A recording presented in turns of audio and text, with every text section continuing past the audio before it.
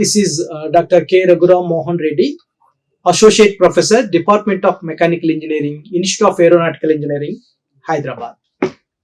Okay, the course name is Unconventional Machining Process. Today's topic is Electrolytes and Machining Rates for ECM of various work materials. Okay, right. This is the course learning outcome. At the end of this session, student will be able to understand electrolytes and machining rates for electrochemical machining of various work materials. Electrolytes and machining rates for ECM of various work materials.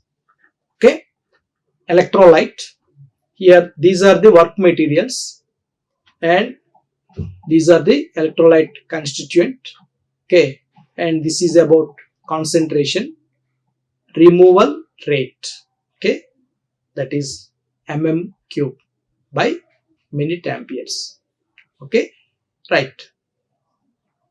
For gray iron, NaCl, NaNO3, and the corresponding concentration is 300 and 600, and the removal rate 2.0, 2.0.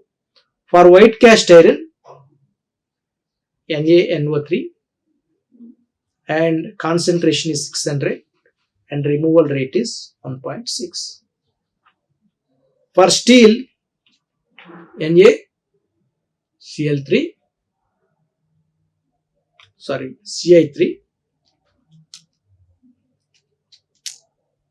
CiO3, that is 780, 2.0. And let us discuss the special materials like tungsten. Here the constituent is NaOH and the concentration is 180, okay, grams per liter H2O. Okay, and removal rate is 1.0. And for titanium alloys, NaCl or KCl, okay, 120, this is 1.6. For molybdenum, NaOH, this is 180, this is 1.0. For zirconium, NaCl or KCl, okay, sodium chloride or potassium chloride, and the concentration of gram per liter H2O is 300 and the removal rate is 2.1 mm cube by minute amperes. Right. The most common electrolytes used are sodium chloride, NaCl, sodium nitrate, NaNO3, and sodium hydroxide. This is NaOH twice. Okay. Industrial ECM operations usually involve using mixed electrolytes to meet multiple requirements as shown in table 1. So already we have seen, okay, usually in industries we have to choose different constituents and with different concentrations for the various work materials. Here we can use these constituents for the gray iron, white cast iron, steel, hardened tool steel, and again in steel, iron and nickel and cobalt based alloys, copper and copper alloys, tungsten, titanium alloys, molybdenum and zirconium. Okay, right. So usually all those metals are using in the industries for various applications. Right. Now, selection of the ECM electrolyte. The selection of the ECM electrolyte depends on the workpiece material, the desired dimensional tolerance, the surface finish required, the machining productivity. Okay, the selection of the ECM electrolyte depends on the workpiece material, the desired dimensional tolerance, the surface finish required, the machining productivity. Okay. During ECM, the electrolyte plays an important role in dimensional control. Okay. Right. Now look at this figure. Effect of current density on current efficiency for different electrolytes. Okay, so effect of current density on current efficiency for different electrolytes. Okay, so figure 1, sodium nitrate solution is preferable because the local metal removal rate is high at the small gap locations where both the current density and the current efficiency are high. Okay, so here the current density and current efficiency. So current density is on x-axis and current efficiency is on y-axis. Current efficiency and current density. Okay. See, for sodium chloride and sodium nitrate. See here,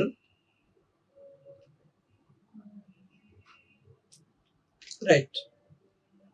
Sodium chloride means NaCl. Sodium nitrate means NaNO3.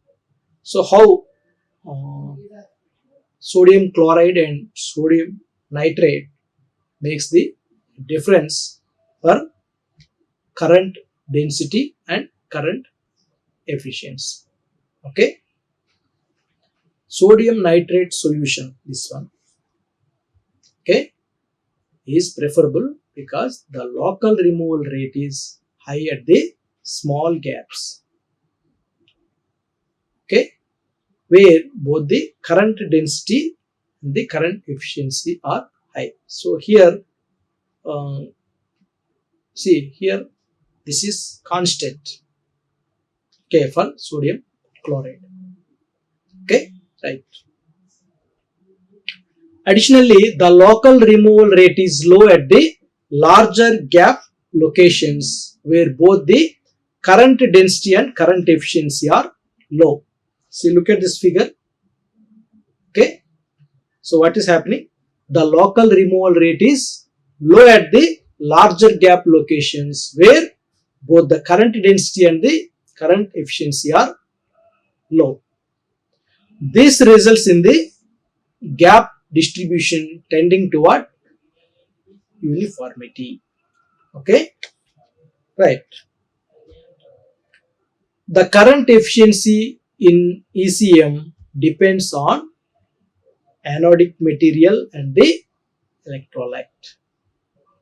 Okay, so here the current density depends on anodic material and electrolyte.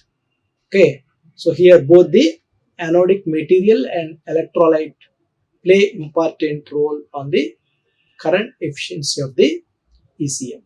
Okay, when the pulsed voltage is applied instead of the commonly used continuous voltage, proper use of pulse parameters, example pulse on times, can significantly improve the current efficiency and surface quality.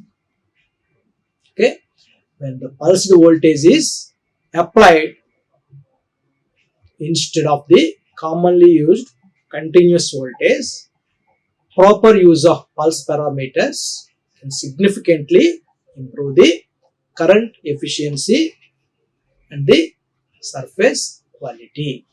Okay,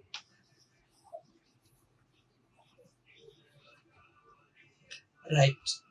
Now look at this modes of electrolyte feeding in electrochemical machining. Depending on the tool shape and type of machining operation, several methods of supplying electrolyte to the machine gap are shown in this figure. Okay, modes of electrolyte feeding in ECM. See here, this represents the straight flow. Okay, here the tool is negative and the work is positive. Okay, this workpiece is positive. Okay, this represents the straight flow. Okay, and straight flow with back pressure. Okay, see what is happening here. The flow is straight, but it implies some back pressure. Okay, And third one, reverse flow. See what is happening here. The tool is upwards. Okay, and see when compared to this back pressure, here the reverse flow means it is going inward. Okay, and look at this cross flow. So here these two are opposite in this reverse flow, but in cross flow what is happening? When it is in and the other side is coming out. That means here in cross flow the in and out are happening. Okay, so here reverse flow means both are inward, and in straight flow with back pressure both are outwards, but in cross flow one side in and one side out. Okay, so these are the various modes of electrolyte feeding in electrochemical machining. Okay, right, here tool is anode, that is negative, and the workpiece is positive. Okay, right, so here you can see the profiles of flowing the electrolyte setup. Okay, right, the choice of the electrolyte supply method depends on the part geometry, machining method, required accuracy, and surface finish. Okay, so here there are so many methods. Okay, just we have seen straight flow with back pressure, reverse flow, and cross flow. Okay, there are 4 methods. Okay, so these methods will have different features. So based on the requirement we have to select. So the choice of electrolyte supply method depends on the following. Okay, part geometry, machining method, required accuracy, and surface finish. Okay, so based on this we have to choose the electrolyte supply method. Okay, right, typical electrolyte conditions include a temperature of 20 to 45 degrees centigrade and a pressure between 100 to 200 kilopascals and velocity 25 to 50 meters per second. Okay, so these are the various electrolyte conditions. Okay, right. Next, tools. The design of a suitable tool for a desired workpiece shape and dimension forms a major problem. The workpiece shape is expected to be greater than the tool size by an oversize. Okay, right. In determining the geometry of the tool, okay, to be used under steady state conditions, many variables should be specified in advance, such as the required shape of the surface to be machined, tool feed rate, gap voltage, electrochemical machinability of the work material, electrolyte conductivity, anodic and cathodic polarization voltages. Okay, so in determining the geometry of the tool to be used under steady state conditions, many variables should be specified in advance, such as the required shape of the surface to be machined, tool feed rate, gap voltage, electrochemical machinability of the workpiece material, electrolyte conductivity, anodic and cathodic polarization voltages. Okay, so these are very much important.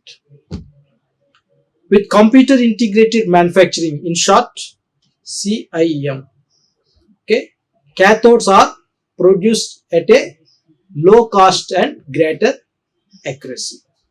Okay, and computer aided design systems are used first to design a cathodic tool. This design is performed for CNC, produced by milling and turning. CNC means computer numerical control. Okay, right. After ECM, the coordinate measuring machine inspects the workpiece produced by this tool and sends data back to the CAD and CAM, computer aided manufacturing unit, for analysis of the results. Okay, so iteration of the cathodic tool are made so that the optimum tool design is selected. So here, in order to make the CAD and CAM designed ECM tools, the designer must have thorough knowledge on these things like CAD, CAM and SIM. Okay. The material used for ECM tools should be electrically conductive and easily machinable to the required geometry. Okay. So here, though we use CAD, CAM, the materials must be support enough to machinability. Okay. And these two must be electrically conductive. Okay. The various materials used for this purpose include copper, brass, stainless steel, titanium and copper tungsten. Okay, so the various materials that we can use for this purpose means to make the tool. Okay, excuse me. Right, so here the materials must be electrically conductive and easily machinable, and the following materials that can be used for the tool making: copper, brass, stainless steel, titanium and copper tungsten. So all these materials are electrically conductive and easily machinable. Of course, tungsten is a little bit hard, but with this technique we can easily machine. Tool insulation controls the side electrolyzing current and hence the amount of oversize. Spraying or dipping is generally the simplest method of applying insulation. Okay, spraying or dipping. See, these two are generally the simplest method of applying insulation. Okay, right. Durable insulation should ensure insulation is must, and durable insulation should ensure a high electrical receptivity, uniformity, smoothness, heat resistance, chemical resistance to electrolyte, low water absorption and resistance against wear in the machine guide and fixtures. Okay, so insulation is one part, and that insulation should ensure all these things. Next, Teflon, urethane, phenol, epoxy and powder coatings are commonly used for tool insulation. So these are the various things. Okay, Teflon, okay, Teflon coating, okay, can be an insulation, and urethane, phenol, epoxy, powder coatings. Okay, so these are the commonly used tool insulations. So the following are the references associated to this topic. Okay, so with this, let me conclude. Thank you. Like, share and subscribe. Hit the bell icon for more updates.